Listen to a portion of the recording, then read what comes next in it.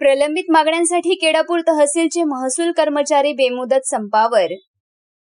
प्रशासकीय कामकाज ठप्प. राज्य सरकारी कर्मचारी मध्यवर्ती संघटनेच्या आदेशानुसार महाराष्ट्र राज्यातील सरकारी कर्मचाऱ्यांनी आपल्या विविध प्रलंबित मागण्यांसाठी 21 एप्रिल 2026 पासून राज्यव्यापी बेमुदत संप पुकारला आहे. या संपात पांढरकवडा येथील तहसील कार्यालय, केडापूरच्या महसूल कर्मचारी संघटनेने पूर्ण ताकदीनिशी सहभाग नोंदवला असून यामुळे तालुक्यातील प्रशासकीय यंत्रणा पूर्णपणे विस्कळीत झाली आहे. महसूल कर्मचारी संघटनेच्या वतीने तहसीलदार केडापूर यांना अधिकृत निवेदन देऊन या संपाची सूचना देण्यात आली.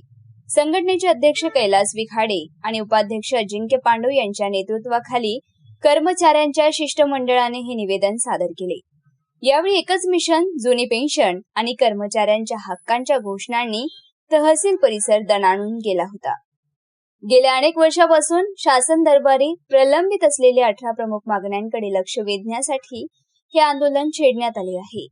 निवेदनात प्रामुख्याने सुधारित निवृत्ती वेतन योजना, नवीन निवृत्ती वेतन योजनेबाबतची अधिसूचना तातडीने निर्गमित करावी, वयोमर्यादा वाढ, सेवानिवृत्तीचे वय केंद्राप्रमाणे 60 वर्ष करण्यात यावे, रिक्त पदांची भरती, विभागातील 35% रिक्त पदे त्वरित भरून कर्मचाऱ्यांवरील कामाचा ताण कमी करावा, पदोन्नतीचे लाभ, शिक्षक व शिक्षकेतर कर्मचाऱ्यांना 10, 20 आणि 30 वर्षाच्या सेवेनंतरचे पदोन्नती लाभ लागू करावे, कॅशलेस विमा, कर्मचाऱ्यांच्या आरोग्यासाठी केरळ राज्याच्या धर्तीवर व्यापक कॅशलेस विमा योजना लागू करावी, अशा मागण्यांचा उल्लेख करण्यात आला आहे.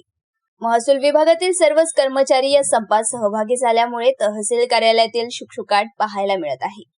याचा थेट फटका सामान्य नागरिकांना बसत असून यामध्ये विद्यार्थ्यांचे शैक्षणिक दाखले, जात, उत्पन्न, अधिवास, जमीन महसूल वसुली आणि 7/12, फेरफार नोंदणी प्रक्रिया, पुरवठा विभागाशी संबंधित रेशन कार्डची कामे, प्रशासकीय बैठका आणि दैनंदिन जनसुनावणी या सेवांवर परिणाम झाला आहे.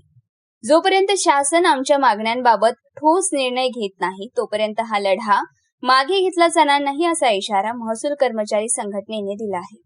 या आंदोलनात मोठ्या संख्येने कर्मचारी सहभागी झाल्याने आता चेंडू शासनाच्या कोर्टात असून वाढत्या जनक्षोभाचा विचार करून सरकार काय पाऊल उचलते याकडे सर्वांचे लक्ष लागले आहे.